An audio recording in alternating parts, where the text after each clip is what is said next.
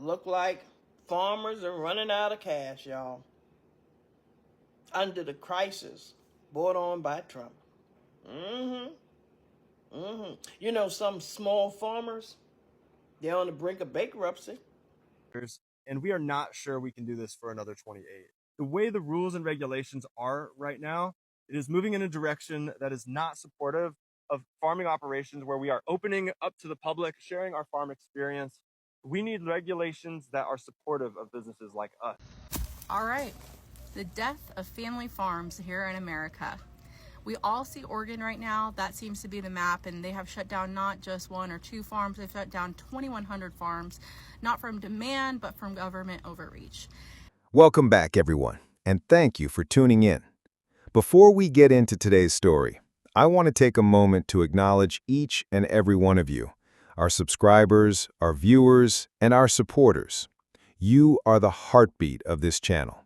And without your engagement, stories like this one would simply fade away, lost in the noise of the news cycle. So if you're new here, welcome.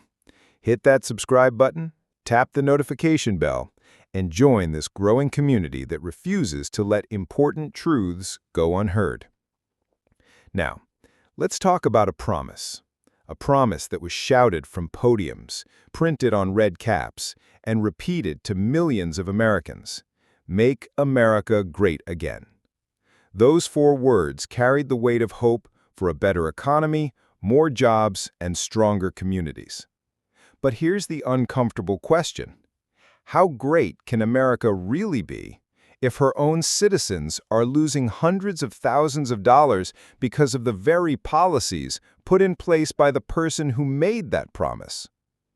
Today, we're taking you to Oregon, where a farmer's livelihood is collapsing, not because of a bad harvest, not because of poor business decisions, but because the people who plant and harvest his crops have stopped showing up.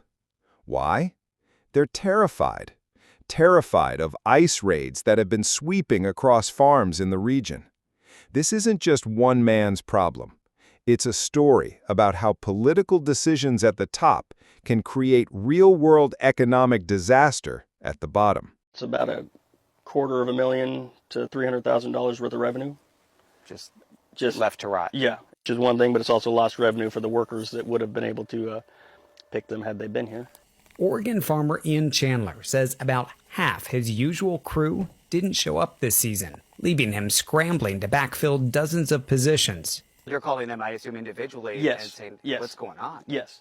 And so what are they telling you? Well, in the beginning of the season, it coincided, unfortunately, with a lot of really strong immigration enforcement down in Southern California, where our workforce comes from. And that kind of had a chilling effect on people wanting to move. While Ian says his workers are hired with what seemed to be a valid ID and work papers, fear of ICE raids kept many of them from traveling north this year. You know what really gets me? Trump talking about how we're losing farmers, we don't have enough manpower in the fields. Baby, who do you think was in the fields? Who was farming? Who was harvesting? The people you are sending out. Oh wait, kicking out half our country isn't beneficial? Well, look like farmers are running out of cash, y'all. Under the crisis brought on by Trump. You know, some small farmers, they're on the brink of bankruptcy. They can't afford to run their farms.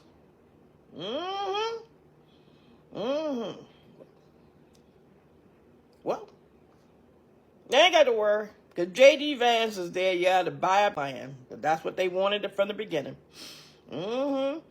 That's my opinion. They wanted to boot some of the farmers out so they can buy that land.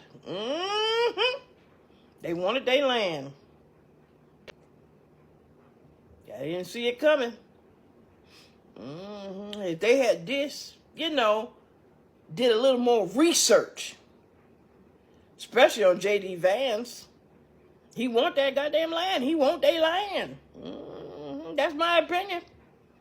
But if they had took the time and did some research, I think they wouldn't have voted Trump. but that's my opinion. Oh well. They lose the land, they lose their land. All of them are starting to say, I never thought that voting for Trump 3 times would result in me losing tens of thousands of dollars. A beekeeper out of North Carolina says, yeah, I proudly voted for Trump all 3 times. I flew flags for him and put signs for him in the yard. But now I'm out tens of thousands of dollars due to lost federal funding and tariffs, so I cannot export my products, my honey and my wax, to other countries like I could before, and nobody's buying it in the United States. Hay producers in Idaho and Utah that export alfalfa hay to China are now seeing 135% tariffs put on their product, and all of a sudden, they don't have anywhere to ship it. They held it all winter in hopes of sending it off to China in the spring, and now China's not willing to buy. Soybean producers are once again being hit harder than they were in the first Trump administration, and China, for its part, has diversified where it pulls these products from, with Brazil becoming the #1 soybean exporter, and other countries picking up the slack for honey, for beeswax, and for hay around the world. Now, China's doing a great job diversifying. So Texas farms don't have no workers? I like salad, y'all. I mean, what we gonna do? I'm not going out there. Y'all should have left them folks alone. Now look at us. We already overweight, out of shape, high blood pressure. Now we ain't got no vegetables. I am just waiting on MAGA to report to the fields. It's your turn. In a recent interview, an Oregon farmer revealed that his workers have all but vanished. These weren't just any workers. These were the skilled hands that planted, tended, and harvested his crops year after year. Without them, his farm doesn't function, his fields stay empty, his crops rot before they can be sold, and his income? Gone. The reason for this sudden disappearance is chilling: immigration and customs enforcement raids. Over the past weeks, ICE has intensified operations targeting agricultural workers.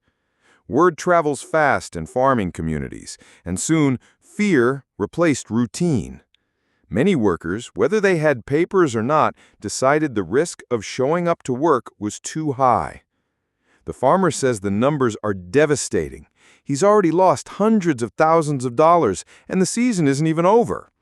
The loss isn't just financial, it's emotional.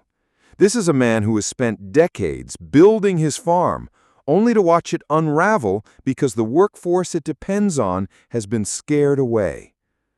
Now here's where the bigger picture comes in. This isn't just happening in Oregon. Farmers across the country are reporting the same issue: labor shortages, crops unharvested, and millions of dollars in losses. And yet, these raids are being carried out under the banner of a president who promised to make America great again. But let's ask the hard question. How can America be great if her farmers can't plant and harvest their crops?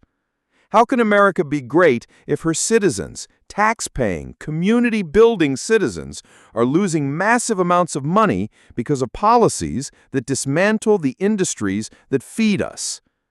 How can America be great if we're sabotaging our own economy in the name of political theater?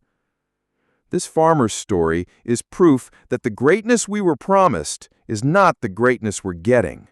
Instead, we're seeing policies that hurt small businesses, disrupt supply chains, and threaten the very food security of this country. I want to believe that most undocumented workers in the United States are decent people. They're not the rapists and the drug dealers and the criminals. They're hard-working individuals, and I respect that. I believe that those undocumented workers should be given a chance to have a work visa that's not tethered to a contractor. In other words, they ought to have a permit to work here in the United States and with the same wages and labor benefits that the Federal Labor Standards Act affords us as American workers. They should be given the same rights, the same pay, because they're hard workers doing the same work that I do every day. Furthermore, I think that the employers that have been exploiting them for decades and generations, I think those employers should go to jail. there's somebody that made a decision to hire those undocumented workers knowing that that LLC was a cover for him to get a job here in the United States. And they lured them here over the last 30 plus years in the state of Florida and lowered our wages by having them work for piecework and having them work under the table and having them work for cash. Those contractors, those employers, they should be in prison. The Department of Labor needs to be totally revamped and start going after the contractors. These immigrants aren't the problem. They're hard workers. They're the symptom of the problem. Let's go after the contractors. Let's help these immigrants become legal workers here and pay taxes, just like you and me.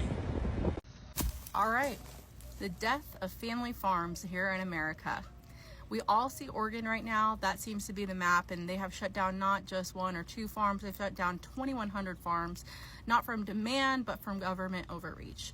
New regulations are coming out that are suffocating small farmers, and they're banning it in different ways, like hay rides, restriction on farm stands, and shutting down agritourism, different things like that that the farmers need in order to survive. It's different times these days. And this, to me, isn't just bad policy. It's actually a violation of our constitutional rights.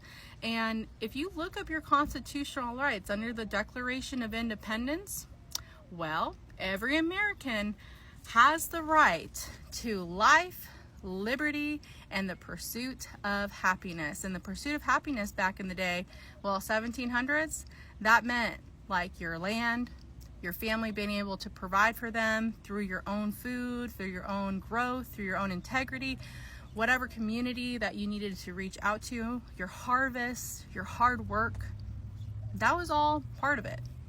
And now the state, Oregon State, says you can farm, but don't host a dinner, don't sell your jam, don't bring in the public, don't. And that is not protection of land. It is the destruction of the livelihoods of the farmers. And when unelected officials and unelected bureaucrats can shut down local food, local joy, and local families, we no longer live in a free state. And it's not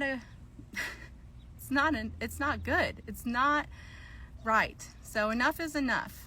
Let them live, let them thrive, and let them pursue their happiness. Hi, I'm Jim. And I'm Peter, and we are Plumper Farms. My dad and I have been doing this for over 28 years, and we are not sure we can do this for another 28. The way the rules and regulations are right now, it is moving in a direction that is not supportive of farming operations where we are opening up to the public, sharing our farm experience. We need regulations that are supportive of businesses like us. We thrive on growing crops like these behind us. We thrive on sharing our farm with families and school kids. We love educating school kids about tractors and animals. We love having families come and have a picnic and just have a good family time. My son Peter is buying the farm from me, so we're having a generational change here. I lose sleep at night thinking about some of the issues that you're going to have to deal with over the next 28 years. And I'm not sure you can be successful with the way things are going. I was on the local planning commission for 8 years, and so I understand the land use laws reasonably well. We're not trying to game the system. We're just trying to work with it. We're trying to make some changes that support not only our farm, but farms all across the state. So what we need you to do is go to plumperpumpkins.com and understand the issue just a little bit more. It'll just take 5 minutes for you to reach out to your regulators and representatives. Email the governor. And most importantly, we need you to reach out to the DLDC by this Friday. That is the due date for them to receive public comment. You can learn more about it on our website so you can understand what we're talking about. But small farms like ours are under threat, and we would really, really appreciate your support. So here we are, standing in the middle of a contradiction. On one hand, we have the promise of greatness. On the other, we have the reality of economic loss, empty fields, and frightened communities. A farmer in Oregon is counting his losses in the hundreds of thousands. Other farmers are wondering if their operations will survive the year. And everyday Americans will soon see the ripple effect in the form of higher grocery prices and fewer fresh products on their shelves. This isn't just about one farm. It's about the foundation of America's food system. It's about whether political decisions are being made to genuinely help this country, or if they're being made to score points at the expense of the people who keep it running. So I'll leave you with this. Is America truly being made great when her own citizens are bleeding money because of her own policies? Or are we watching the slow unraveling of an economic sector that can't afford to be lost? Let's talk about it. Drop your thoughts in the comments below, whether you're in favor of these raids, against them, or somewhere in between. This is a conversation worth having, because what happens in these fields today will show up on all of our tables tomorrow. Special shout out to all the creators out there contributing their voices to make sure the truth isn't stifled. Thank you for watching, thank you for speaking up, and thank you for refusing to look away from the truth. Remember to like, share, and subscribe so we can keep telling the stories that matter most. Until next time, stay informed, stay engaged, and keep asking the questions that matter.